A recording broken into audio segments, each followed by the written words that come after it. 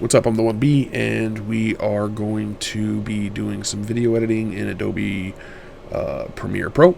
And so we're going to hit new project. And to be honest, I don't know even what this next video is. I have so many videos that it's just unreal. Let's check it out real quick. What's up, everybody? It's me. Let me turn off this air conditioner so that I can record this. Yeah, we're going to do some more video editing. I'm going to be video editing some video editing. So let's go ahead and hit new project. We're going to save it in here.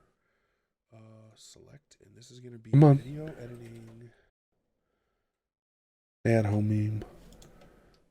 At-home meme video thumbnail creation. Excuse me. That was terrible. We're going to click OK. I should have added version 1 to that. Dang it. Sometimes I forget these things. The video in there. Get the video in there. It is me video editing. So this is video editing of video editing. That means this is video editing squared. Got it. So we're going to go ahead and go into browse. We're going to go to video editing squared. We're going to go to new. We're going to call it video editing squared. Stay at home. Stay home meme. Okay, we're going to select this folder as is. And we're going to go to video. We're going to type in the name of it. Video editing stay home meme. We're going to call this V1, version 1. Video editing stay home. Video editing squared. Stay home. Click OK. Maybe wondering about my naming scheme. I'll tell you right now, the reason I'm including squared in there is because it's a 2-layer video editing video. So basically it's me video editing another video editing video. And now that I'm video it, so yeah. So this is 0426, so that's going to be 0426, 02421, which is this one right here. So can you see that? Yes, you can. We're going to go ahead and bring it down into the project area. Going to import.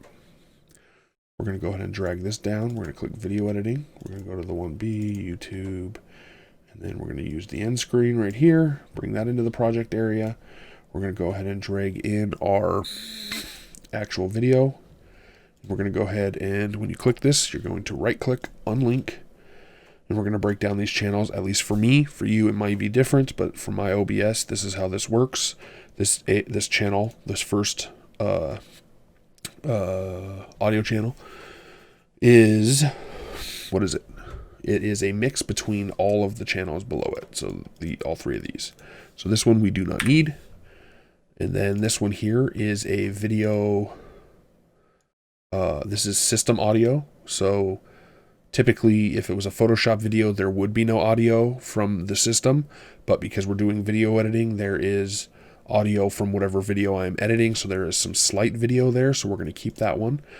This one here is Discord audio. We're going to go ahead and get rid of that. That would be if I was playing video games or doing an interview, there would be the process of me recording somebody else from Discord. And then this one right here is my audio, which is the most important audio. We're going to go ahead and select the system audio, and we're going to just go ahead and minus 15 on that. So I want that low because in videos where I'm video editing, so like I'm video editing a video about video editing, the 1B that's in the video is going to be talking about video editing, and I don't want you to get that confused with what I'm saying now. But at some point there may be like an audio cue or something that I may need to use, so I just leave it in there for the sake of the process moving smoothly. But I don't think there's going to be a case where I need to do that in this video. So you could delete it. I could delete it. What else was I going to do? Next, I want to select my audio, and we're going to turn that up to 15. So we'll turn this one down, turn this one up. So this is negative 15. This one's 15. And the reason I turn this one up is because I want you to be able to hear me, and I would rather you have to turn me down than not be able to hear me at all. So we're going to go ahead and delete tracks. We're going to select delete video tracks, all empty tracks, delete audio tracks, all empty tracks. And this is going to get rid of video 2, which has nothing in it, video 3, which has nothing in it, audio 1, which has nothing in it, and audio 3, which has nothing in it. Click OK, they're gone. All right, let's select all these back again, link them up. All right, and then we're going to select this one and make sure that this is selected. Both of these, because when I drag this in, we're gonna add it to the end here. It's gonna bring in both of these channels. So if I select, so first let's go like this. See, it brought both of them in. Let's undo, select this.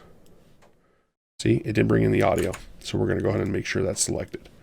At some point it became deselected for me, and in the last 2 videos, I didn't know what was going on. In the last video, I figured it out by Googling it. Excuse me. And so if you want to figure out, I'm just teaching it now. It's just part of my process, making sure that that's on now.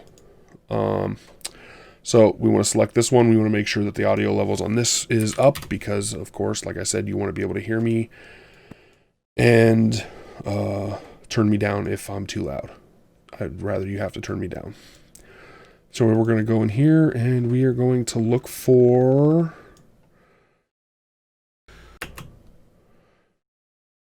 right here. It's a good spot. We're going to go ahead and select this. We're going to hit Control K. Control K splits it. Okay. Now I'm going to show you something real quick here. So if you hit delete, it leaves that gap there. Right? This is where the video actually starts, and it comes all the way here. So we're going to undo that, which is Control Z, and we're going to hold Shift delete, and it's going to, whoops, got to select it. Shift delete, and it just removes it and pulls the whole thing forward, including whatever at the tail end. So you're going to see this in practice here when I go in here, which you're going to, what I'm found out is this little dap at the end has been a great cue for me. So like now I don't have to listen to this. Like I just find a good spot right here, and like I don't even have to listen. See, I say peace, right? And you could like, if somebody does, you know, peace, you could cut there, but I do this and it covers the screen. And I now know that I can cut here. So we're going to make sure this is selected. Control K splits them. Select this one. And you're going to watch this YouTube end screen version 1 get merged with this. Not merged, but pulled together, right? This is going to go away and this is going to get pulled forward. Shift delete to do the ripple delete, and there you go. Okay, so let's go ahead and hit Control S to save. Control M will bring up your export settings. Then we're going to go ahead and name this. We want to make sure we're in the right section, which is the stay-at-home meme one. Video editing squared is what it is, right? This is that's what I'm doing. And then it's of the stay home meme. Then we're going to go ahead and hit that again. Actually, I like the spaces. I should have just added spaces. Stay home meme space version 1. And the reason that I've been moving to dashes instead of underscores is because supposedly in SEO, the dashes are better than underscores, and I wonder if spaces mess it up. I don't know. That's something I'm gonna have to look into. Anyway, for now, let's go ahead and use these spaces. So, and then also clicking, see how it clicks and it just takes the word that you want. If you use an underscore here, whoops. When I click this, it takes all that, and that's just a waste of time. So, whoops, that's an equal sign. And I'll actually even show you what happens here when you leave no spaces in between the dash and the words. It selects the dash as well. So I've been doing this so it doesn't select the dash. I could probably do that then. Just like that. Just a dash before, or a space before the dash. And that's it. We're going to click save. Now you have the option of hitting export here and using Adobe Premiere to export your render and encode and render your video, which makes it, for someone that doesn't know, encoding and rendering is the process of making your video after you've done the edits. And then I prefer to use Adobe Media Encoder, so I'm going to click Q. So it opens up Adobe Media Encoder, and the reason I like it is because I've had issues in the end with quality and desyncing of video and audio. So that's a problem that I have had in the past. So I just use Adobe Media Encoder. It's just better. You can handle all your settings in here if you need to. You could also do what I just did, which was name your file, make sure it goes into the right folder. Next up then, I guess that's pretty much it. I'm going to hit this green button right here, and that's going to start the encoding and rendering process. It's going to take anywhere from 10 to 30 minutes usually on most of my videos. This is a shorter video, so it's probably going to be closer to the 10-minute mark. And but that's your miles may vary depending on the quality and length of your videos, plus your specs of your computer. So basically what I've been saying is that each encoding and rendering process is like a thumbprint. None of them are the same. So between people, I guess, but that's basically it's like, maybe I should say snowflakes. They're all their own.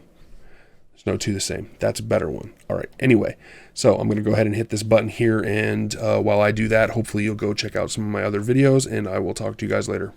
Peace. Thank you for watching the video. I hope you really enjoyed it. And if you did, please click the circle in the middle to subscribe. The rectangle on your left is another video.